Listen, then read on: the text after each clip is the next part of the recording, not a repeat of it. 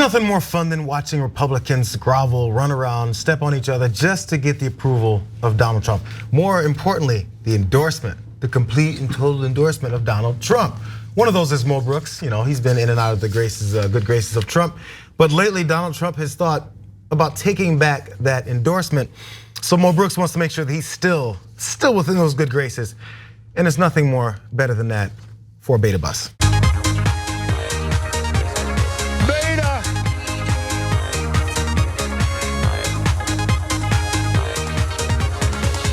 You are beta male.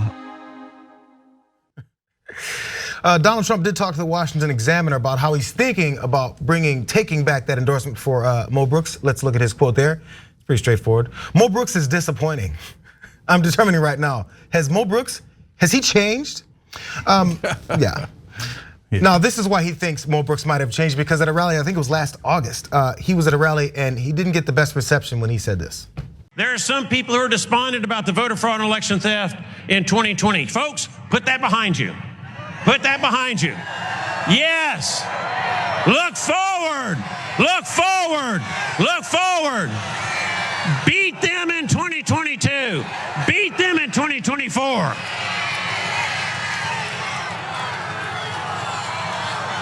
All right. Well, look back at it, but go forward and take advantage of it. I did a story earlier this week about the rigorous process that many of these candidates have to go through in order to get Donald Trump's endorsement. Two of the main veins of this is to make sure that you say immigrants suck and that you're actually against any of that.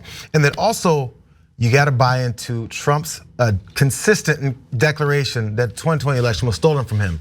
Mo Brooks has stepped out of the line there. So more quotes from Trump about this. He said, "I'm disappointed that he gave an inarticulate answer, that I have to find out what he means. If it meant what it sounded like, I would have no problem changing my endorsement, because when you endorse somebody based on principle." If he changes that principle, I would have no problem doing that. So a day after Trump did say that, Mo Brooks also decided to release a campaign ad to remind Trump, hey, don't worry, bro, I'm still on my knees. Watch. America does not need any more weakling, cowering, wimpy Republican congressmen and senators. On January 6th, I proudly stood with President Trump in the fight against voter fraud. I'm running for the Senate because I'm tired of debt junkie, weak-kneed, open-border RINOs who sell out our conservative values. That's why President Trump endorses me and why Mitch McConnell opposes us. I'm Mo Brooks, and you better believe I approve this message. Another reason is Mo Brooks is probably not gonna make Trump look too good, because his track record with who he endorsed has been kind of falling apart. But he's also trailing Katie Britt and Mike Durant in the polls. Katie Britt, he also argued with at one point in 2020, about how much Donald Trump loves which one of them groveled from Donald Trump more. So more from his struggles there. When asked if the primary election were held today among the following candidates, for whom would you vote? The respondents favored Durant, 33.8%, Britt was 32%, and Mo Brooks lagged behind with 17.6%. 16.6% of voters remain firmly undecided there. So he's also not looking good there. I feel like there's multiple layers to this. Trump doesn't want to be associated anymore with this guy who's losing. So in response to that polling, Mo Brooks' campaign did come forward and said those polls are fake, bro. The only polls showing Katie Britt of Mo Brooks over Mo Brooks are paid for by her campaign or special interest groups endorsing her. It is sad that the lengths Britt's campaign is willing to go to deceive Alabama voters. Mo Brooks has been endorsed by Donald Trump because Mo's the only actual conservative in this race, and that's why he's gonna win. It doesn't look like it. Okay. It's not looking very good. My favorite part of this story was when Donald Trump talked about principle. The only principle he cares about is how hard you're kissing his ass. So he's like, I don't know, Mo Brooks was firmly attached to my ass before. Now, not as attached. I don't like that. Seems like a change of principle. But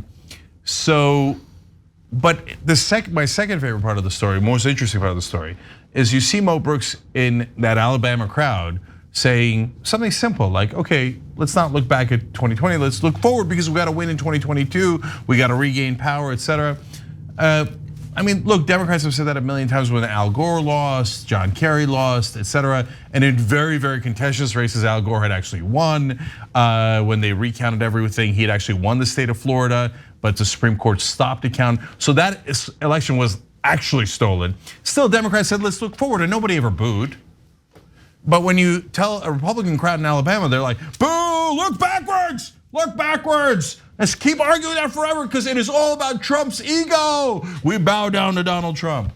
And so just say something simple like, let's go forward. They're like, boo, we always want to go backwards. This is Alabama Republicans, we're going backwards towards Trump, okay? So what are you gonna do with this party? I mean, they're, in a sense, they're hopeless because they're stuck in and they've changed all their so-called principles and ideology to defend one guy, their orange Buddha, Donald Trump. So Mo Brooks has kissed Donald Trump's ass so much, it feels like he's part of it, right?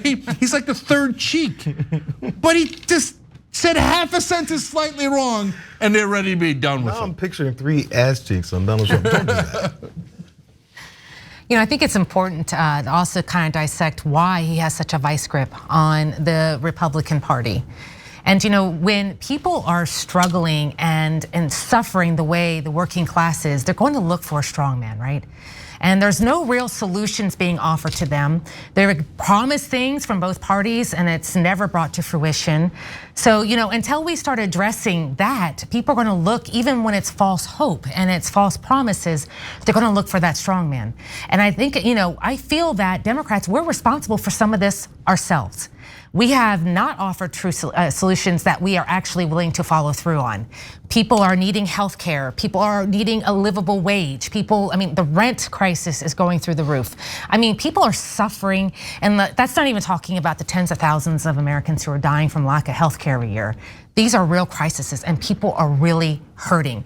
So if we want to get rid of extremists like Donald Trump that are actually putting our democracy at risk, and the white supremacists and all of the extreme right wing, we have to really start delivering on promises that we made and really be the party for the working class. Yeah, I want to pick up on that because another great point by Amy. She's running in a primary in Nevada against an establishment Democrat. The establishment Democrats say, let's focus on the culture wars. Why? Mo Brooks, Donald Trump are terrible on economic issues. They're against higher wages, they're against universal health care, they're against almost everything that helps your family, child tax credit, you name it, they're against it.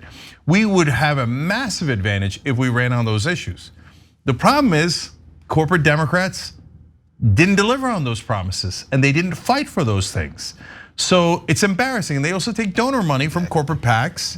And so people like Amy are uncorrupted because they don't take corporate PAC money. So that's why she can argue for higher wages for you guys. So we have a way to beat Mo Brooks. We have a way to beat Donald Trump. It's just the Democratic leadership won't do it because it affects them. And it's really just because, and look, I give Republicans credit on one thing. They have a real fight within their party. You see that ad by Mo Brooks? He is insulting Mitch McConnell, the leader of the Republicans in the Senate, more than I've ever seen any Democrat insult him. Meanwhile, when progressives like Amy or Nina Turner or anyone in the party say, hey, maybe our leadership is leading us a little astray, all of Washington rages, how dare you? You are not to oppose authority figures like Nancy Pelosi, Joe Biden, etc. Does that sound like a progressive position? Does that sound like something that should be on the left? No, authoritarianism is for the right wing. It's not for Democrats. And so at least they're willing to be honest and fight each other on things that they actually disagree on. But come all the way back around to hope. So I've said this story many times because it really resonated with me. We interviewed a guy named Nick Smith in Western Virginia during the 2016 election. And we asked him, who's he thinking of voting for? Why is Trump popular in those parts? He said, look, we're real folks, okay? We know Trump's lying, but at least he's offering us some hope. Hillary's offering us no hope. What do you want us to do? Now, if you go with progressives, we can offer you actual hope and deliver on it because those are the policies that we believe in. So we got to get past the corporate Democrats to fight the Republicans, actually fight them on grounds we could win on so that we can actually deliver those promises to you guys. So that's why I think supporting progressives makes all the difference and can help beat these monsters. Thanks for watching The Young Turks, really appreciate it. Another way to show support is through YouTube memberships. You'll get to interact with us more. There's live chat emojis, badges. You've got emojis of me, Anna, John, JR. So those are super fun. But you also get playback of our exclusive member-only shows and specials right after they air. So all of that, all you gotta do is click that join button right underneath the video. Thank you.